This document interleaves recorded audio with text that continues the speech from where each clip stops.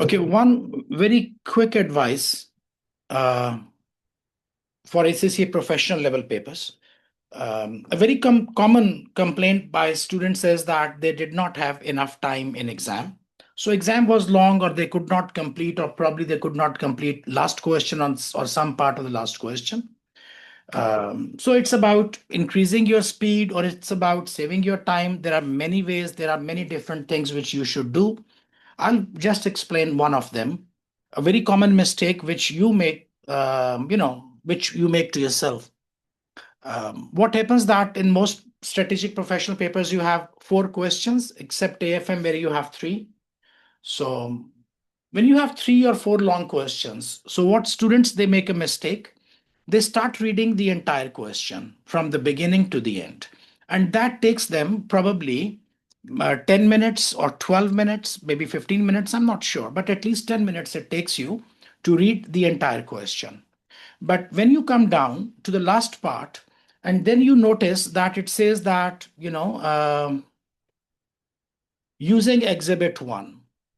So there are exhibit one, exhibit two, exhibit three, and part A, which is for 10 marks, it says using exhibit one, which means exhibit two and exhibit three are not needed to solve this one particular question. Now, because you have already read exhibit one, two, and three, there is absolutely no possibility that you remember everything. So what you see now, it says using exhibit 1, explain with calculations. So you go back and you start reading exhibit 1 again, this time more carefully. This time more carefully. So what happens that your previous effort of reading the entire question was actually almost a waste of time. So you spent 10 minutes reading this question, and then when after seeing the requirement you think that I have to read it again because you don't remember everything, so now you want to read it carefully and try to plan your answer. This 10 minutes are wasted. And this is not the only question. You have got question number 2, you've got question number 3, and maybe you've got question number 4 as well. And that makes up a total of 40 minutes.